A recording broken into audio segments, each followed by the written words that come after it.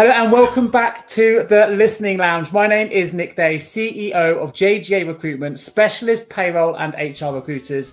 Right now, there is so much noise, it can be hard to be heard, especially on platforms like LinkedIn.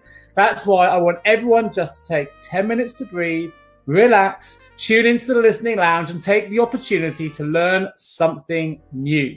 They say the quieter we are, the more we hear, and that listening is the secret to discovering the greatest of stories. So sit back, take a breath, relax those ears, and join me on the Listening Lounge, because today I'm joined by entrepreneur, leadership trainer, problem solver, speaker, friend, and founder of MBKB and Payroll, Mark Bremner. Hi, Mark. How are you doing? Hi, Nick. I'm good, thanks. How are you? I'm very well. I'm very good. As you know, just 3 questions. I'm going to start with question 1. It's all about you.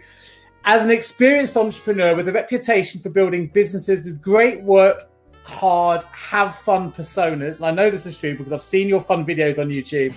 My question is this: what was it that inspired you to be an entrepreneur, and how have you managed to maintain an effective work-life balance for your staff? Okay. I think for me, it's funny how things stick in your mind. And I remember at school and the regiment of that program and everything you had to do, and then having career talks and somebody saying to me, you know, you need to decide on what occupation you want. And I remember thinking at the time, that's a very strange word, occupation. Isn't that, you know, the taking over of an area by a hostile force? So, you know, why should that dictate my life? And I think that, you know, I looked at, I suppose, the conforms that we're supposed to follow, and I didn't really want to do that because I was always trying to come up with different ideas to make things better and make things improved. And I'm not particularly a fan of like 9 to 5, Monday to Friday. And I think that started from school as well. So I guess a bit non-conformist. So for me, it was always about looking at ways of doing things better. And it didn't matter if I walked into a retail shop or a restaurant, or, you know, somebody was telling me something. My mind was constantly ticking away and saying, there must be a better way, an easier way, a quicker way, a more fun way of doing that.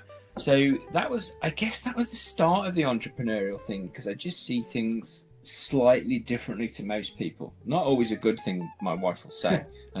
So, you know, some things don't need changing and are fine. But I guess it was that from school that, you know, I wanted to be not just in charge of my own destiny, but able to sort of help others, you know, because it becomes evident the more you talk to people and the more you listen to people that, you know, everybody has slightly different perceptions, and it's kind of like a jigsaw, and we all need each other to put the right parts together. You know, we're all, I guess, a little broken part of something, and if everybody works together, you can make a very nice, beautiful mural.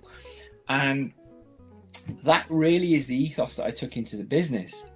And I learned several lessons like a long time ago, like from my father actually. And, you know, one of those is listening to people around you and knowing where your strengths are. Like, I know what I'm good at, and I also know what I'm very bad at. And most people work with me know what I'm very bad at as well. So there's certain things that they wouldn't trust me to do. But I guess I've always been honest and open and willing to work with people. Like, you know, I know that any successful business is based on the team, and that's only based on the desire of people that want to be there. So, you know, why do we have to have 9 to 5, Monday to Friday? Why do we have to have hierarchies? Why do we have to have structure? And, you know, all these things are in place in my mind to control people and control things. And the more we can loosen that, it's just a bit like not wearing a tie to work anymore, to be honest. That's what I think. And yeah, so that attitude, the relaxed attitude, giving people the chance to talk and be involved and say, look, I've got this idea. This isn't, you know, this isn't the finished article. This is what I think. You know, what do you think, and what's your take on that? And that allows us to build a team that people are involved in, and often, you know, make something quite exciting happen.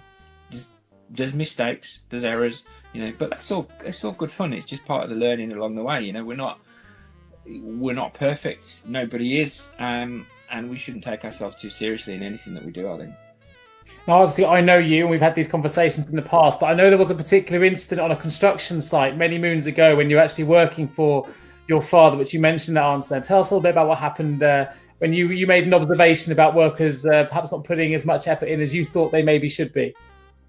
Yeah, absolutely. So I was very young. So I'd left college. I'd worked for a large national company, actually, as a training quantity surveyor, and I got to work for my dad as a contract manager, and he put me in charge in this particular site. So I was very keen to impress, and as a result of the quantity surveyor side of me, so monitoring people and how they worked, and I just observed that the production levels of the staff, you know, the bricklayers, the carpenters, and everybody on site was vastly reduced in the afternoon, and particularly certain things happened like the Gold Cup, etc., which they were, you know, very keen on. And I remember saying to my father that, you know, they're not working hard enough. You know, they're supposed to work from 8 till 4:30, and they're just not doing that. And he came back to me and he said, they'll never be measured by 8 hours a day, because that's not how people operate, and nobody ever should do that. So if I can get, you know, 4 or 5 hours of solid work out of them in the morning, I'm quite happy for that, for them to be relaxed and listen to the Gold Cup and production to slow down in the afternoon. It's all about that finite period. And that was a lesson that really stuck with me and resonated, because I think actually that fits completely with my non-conformist. Because I guess I was being a hypocrite, because I was like, you know, waltzing around doing things in my own time, but expecting others not to have that relaxed position. So yeah, that was really good, I think. So excellent. Well, that kind of leads us to question 2, which, what was the advice your father told you that's really helped influence your career? I think one of the key things that he told me was that, you know, time is irrelevant, and what I mean by that is, I remember going to him and saying, like, you know, I can't fit this in. He's like, yeah, you can. And it's, you know, whether you think you should start something today and I don't have enough time to fit it in, or whether you should, you know, I'll put it off and start tomorrow. His advice was always, no, do it now, because, you know, whether you think you don't have enough time for it today or whether you think it's best to start tomorrow, you're wrong. Just get it started. And even if it's one step in that right direction and you have to pause it, that's absolutely fine. And we get, I guess, hung up on, you know, I'm too old to do this, or I'm too young to do this. And that's sort of attitude to start. Just make a start, just a positive direction. You know, whether it's, I want to be fitter, you know, I want to run faster, I want to go on holiday more, I want to lose weight, you know, whatever these things are, you know, whether you want to get a tattoo or your ears pierced. You often hear people say, oh, I'm too old to do that, I'm too young to do that. No, I don't think that's ever the case. You know, it's not.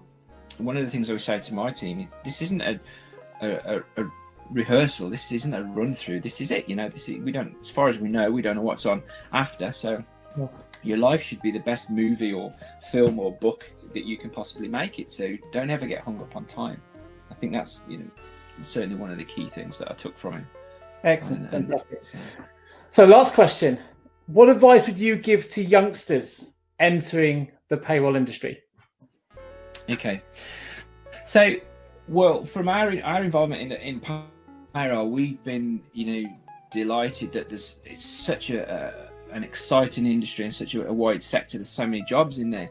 So what we're saying to people is, look, this is a fantastic career. You know, this is a really good starting point, and this will give you the foundations to develop into other roles going forward. So whether it's, you know, more into sort of management, more into, you know, data side and systems, or moreover, you can actually progress into other areas of the business because you've got this really good, you know, base financial understanding of, you know, what is the most important resource for any business. And, you know, obviously that's its team member. So it's knuckle down, get a grip of the understanding, and accept that this is a really good stepping stone for you going forward, and for, you know, whatever you want to learn, you could build from this. Really, I think that's the key, I guess. Fantastic. Well, listen, Mark, thanks. That makes sense. That makes sense for joining me on the Listening Lounge. Of course, you are founder of MBKB and Payroll. So if anyone wants to find out more about those businesses, I'll put some link in the episode notes. But for now, thank you for tuning in. Thank you for joining me today. And remember, every good conversation starts with good listening. So till next time, thanks, everybody. Take care.